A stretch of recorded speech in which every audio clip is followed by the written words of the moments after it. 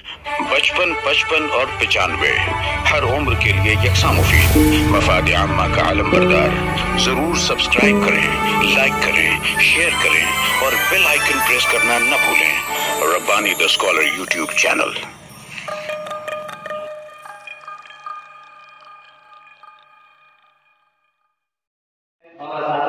भी बैठे हुए हैं। अगर एक उस्ताद को कानून की सारी मालूमात हो जाए तो वो अपने बहुत सारे तलबा को भी वो मालूमात दे सकता है। और आज के इस प्रोग्राम का मकसद भी यही था कि हम असातिज़ा और तलबा और तालिबात से बात करें। आइए मैं एक मरतबा फिर यहाँ पर ज़हमत दूंगा हमारे आजाद नगर के पीआई श्री घोरपड़े सर को ये तशरीफ लाएं और अपनी बातें जारी करें।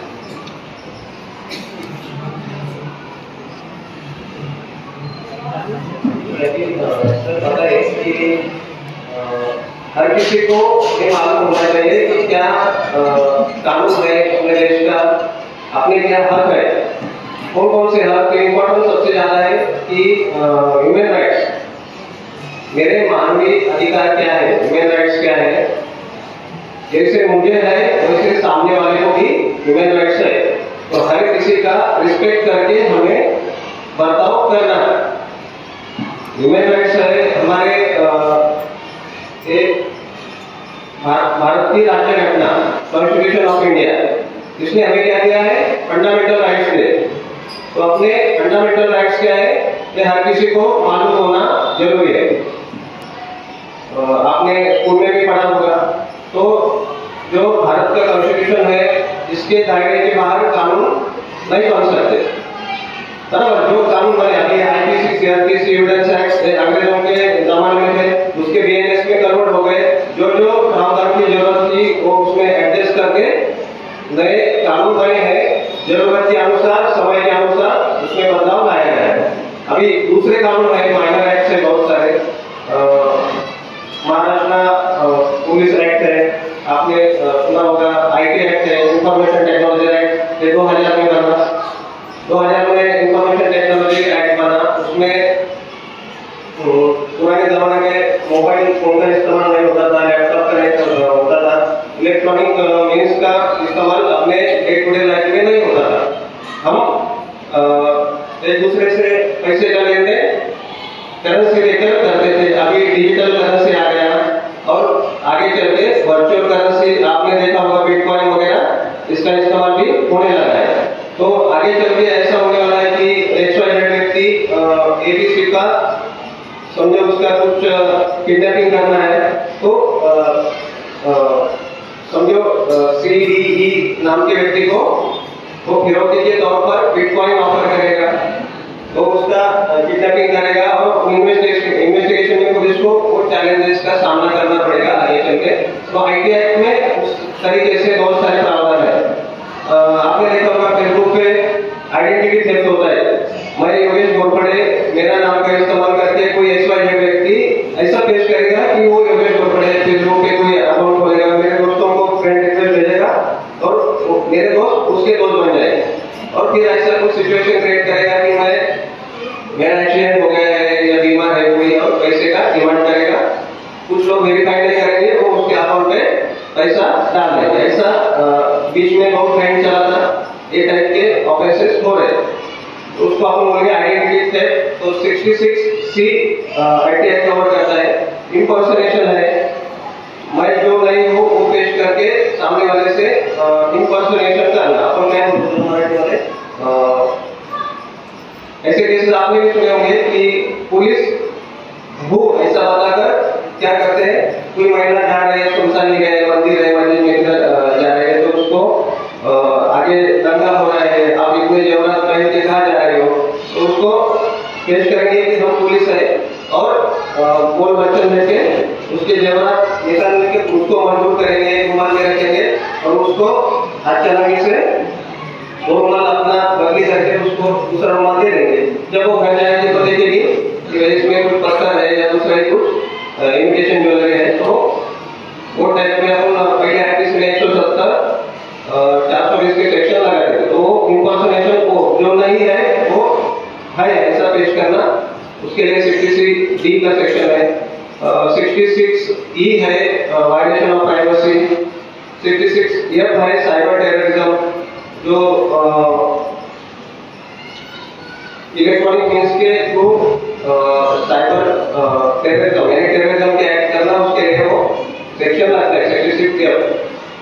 67 जो है वो ऑब्ससीन मटेरियल का पब्लिश करना, 67A है pornography, sexually explicit act content जिसमें है वो इलेक्ट्रॉनिक फॉर्म के थ्रू दूसरे को भेजना।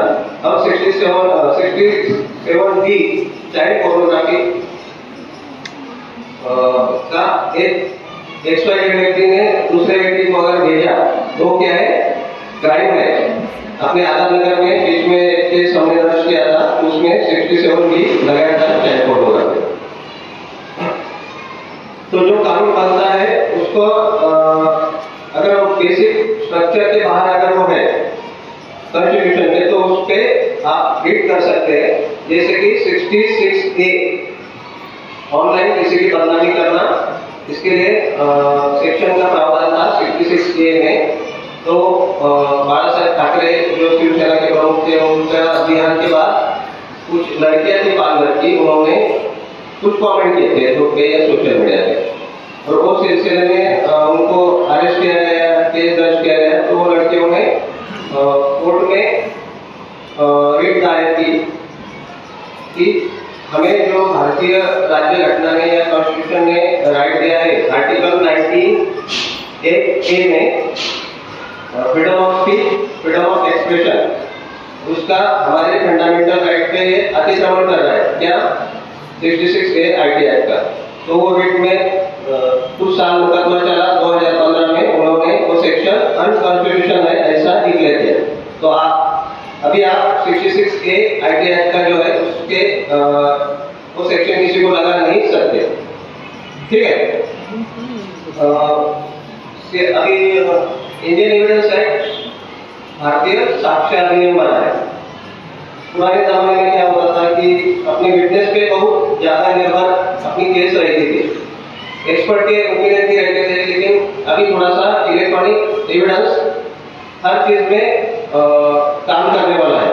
समझो कोई वारदात होती है, उसके आजू बाजू सीसीटीवी है या किसी ने मोबाइल में शूटिंग दर्ज की है या क्लिप बनाई है, तो वो भी क्या करेगी, ठीक तरीके से अगर पेश किया जाए कोर्ट में तो एज अ डॉक्यूमेंट वो एग्जिबिट होगा और अपने को मुलजिम को सजा देने में वो बहुत इंपॉर्टेंट साबित होने वाला है। तो ये भी बदलाव है, ठीक से अपने को इलेक्ट्रॉनिक एविडेंस को पेश करना है।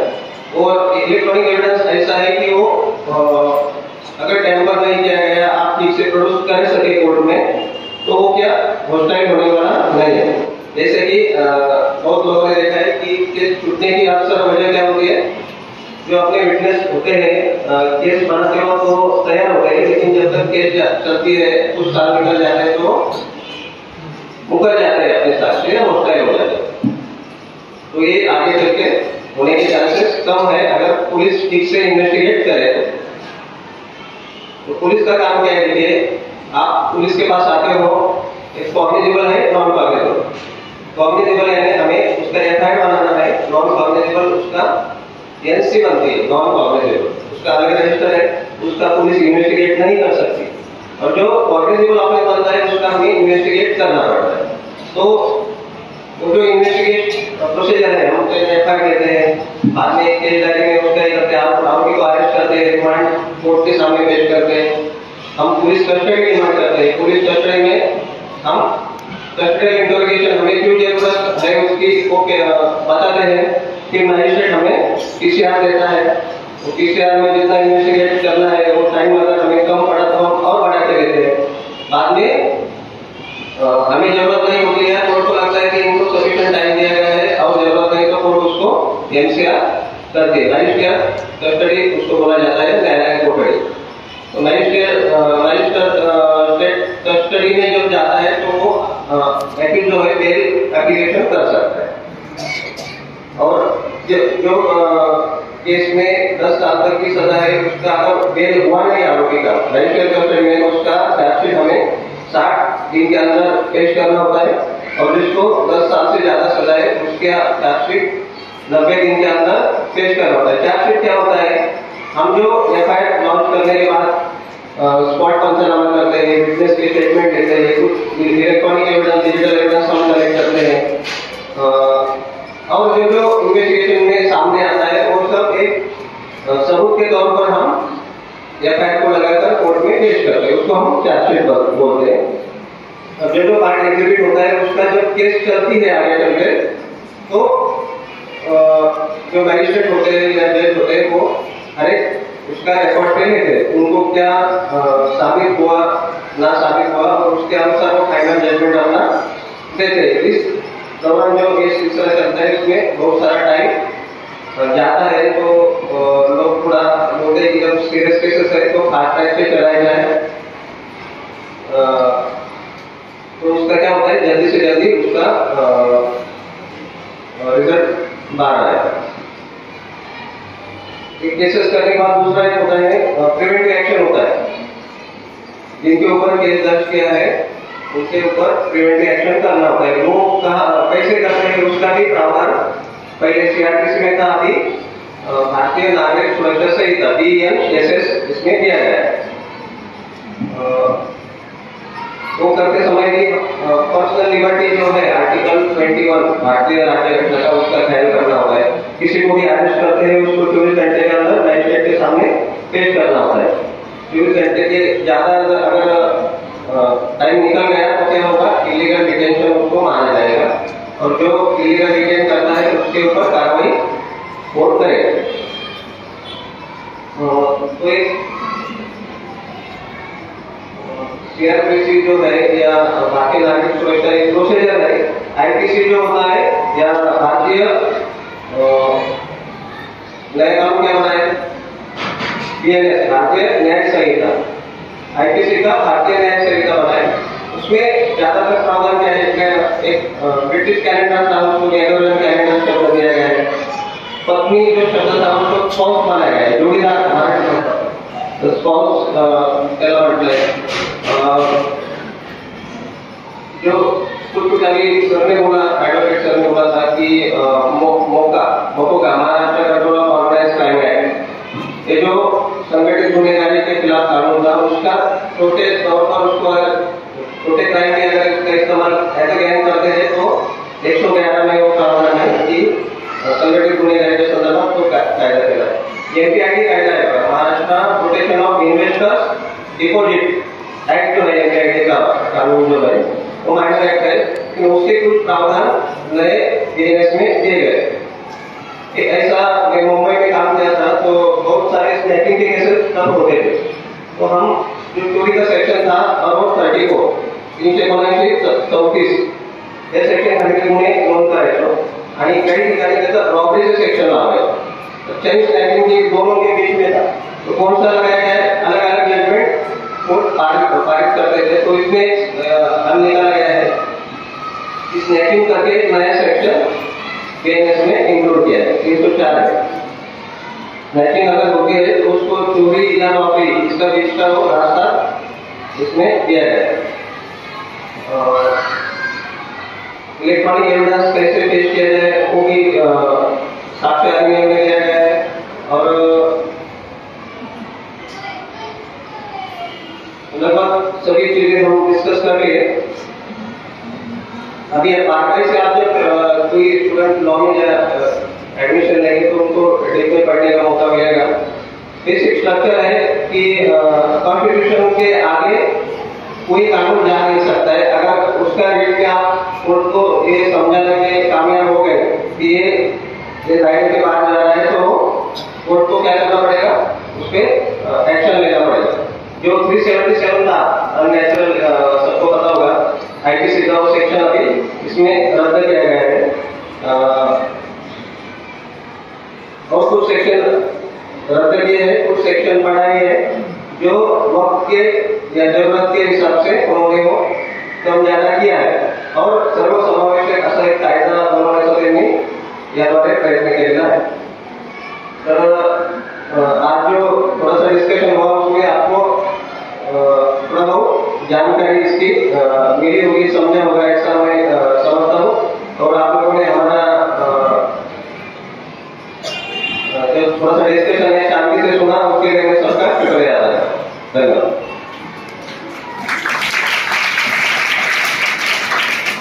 बहुत शुक्रिया श्री गोरबड़े सर ने बहुत ही कीमती मालूमात आप लोगों तक दी है, लेकिन वजह जो है वो ये बनी है, जो मैं समझता हूँ कि हमारे छोटे छोटे बच्चों को समझ में नहीं आई होगी बात, और कुछ हमारे बड़े बच्चे जो है उनको भी समझ में नहीं आई होगी बात। वो उसकी वजह है, उसकी वजह मैं बहुत अच्छी तरीके से आपको बता सकता हूँ। वो ये है कि हम जो है वो मुताले से काफी दूर है, और बिलखुसूस हमारे हिंदुस्तान के कवानीन का मुताला हमारे ज़ौक़ शौक़ में है ही नहीं, क्योंकि हमारे साथ कोई ऐसा मामला होता नहीं है कि हमें कानून की जरूरत पेश आए। ज्यादातर हम घर में रहते हैं, ज्यादातर हम अपने अपने काम से काम रखते हैं, हमारा बहुत कम लड़ाई झगड़ा और ये सारे मामला होते हैं, तो इसलिए हम उसकी जरूरत नहीं पड़ती। लेकिन मौजूदा दौर ऐसा है कि इसमें हमें पल पल में हादसा, पल पल में झगड़े, पल पल में लड़ाई, चोरी, ये वो सारी चीजों से सामना होता है। और अभी जो ये मोबाइल आ चुका है,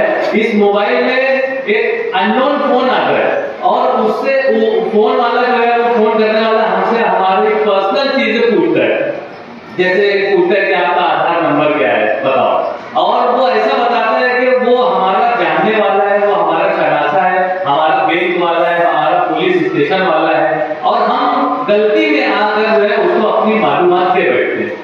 और हम जैसे ही मालूमात देते हैं उसका असर ये होता है कि हमारे अकाउंट से हमारे बैंक बैलेंस जो है वो जीरो हो जाता है। मतलब ये होता है कि हमारे साथ धोखा हो जाता है। तो ऐसे बेशुमार वाकयात मौजूदा दौर में हो रहे हैं, और इन्हीं सारी चीजों से बचने के लिए ये जो आज का प्रोग्राम था और जो नए कवानीन बने हैं वो सारी मालूमात देने के लिए हमारे इंस्पेक्टर साहब और हमारे जो वकला हजरात थे वो यहाँ तशरीफ लाए थे और बहुत अच्छी मालूमात दी। लेकिन होता यह है कि हम अगर अपने आप को मुताले से जुड़े, बहुत सारी मालूमात कानून की उर्दू जबान में भी आ चुकी है, किताबें मौजूद है, किताब मेले होते हैं, बुक स्टॉल मौजूद है। आपका काम है कि आप किताबें खरीदें और उसे अपने मुताले में लाएं, पढ़ें, अपने आप को अपडेट करें। मैं यहाँ पर रस्म शुक्रिया अदा करने के लिए और एक मुख्तसर सदारती किताब देने के लिए डॉक्टर अयूब ईमान अहमद साहब को मदऊ करता हूँ कि तशरीफ लाएं और अपना सदारती किताब यहाँ पर पेश करें। अस्सलाम वालेकुम। मैं आज़ाद नगर पुलिस स्टेशन के पीआई घोटले साहब का शुक्रिया अदा करता हूँ, जिन्होंने इतने अच्छे प्रोग्राम का इनेकाद किया। इसके साथ ही तमाम यूनिट के प्रिंसिपल और स्टाफ का भी शुक्रिया अदा करता हूँ, और आए हुए तीनों वकील साहबान का भी शुक्रिया अदा करता हूँ, जिन्होंने अपने कीमती वक्त से हमें नवाजा। और सभी से गुजारिश करता हूँ कि आप लोग कानून का मुताला करें और इससे फायदा उठाएं। शुक्रिया।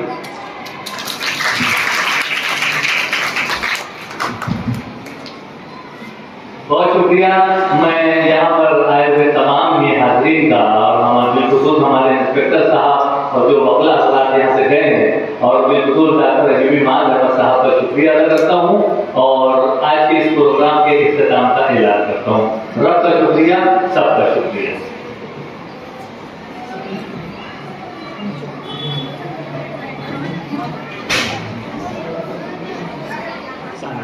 और 95 हर उम्र के लिए यकसा मुफीद मफाद आम्मा का आलम बरदार। जरूर सब्सक्राइब करें, लाइक करें, शेयर करें और बेल आइकन प्रेस करना न भूलें। Rabbani the scholar YouTube channel. Rabbani the scholar YouTube channel इल्मी, अदबी, दीनी, मिल्ली, समाजी, सकाफती, तहजीबी, फलाही, तिब्बी, फन्नी, माशी, तिजारती, माशरती, इंतजामी, इनकलाबी, तहरीकी, तहकीकी, तकनीकी, तफ्तीशी, तामीरी, तालीमी व मालूमाती यूट्यूब चैनल। जरूर सब्सक्राइब करें, लाइक करें, शेयर करें और बेल आइकॉन प्रेस करें। Rabbani the scholar YouTube channel.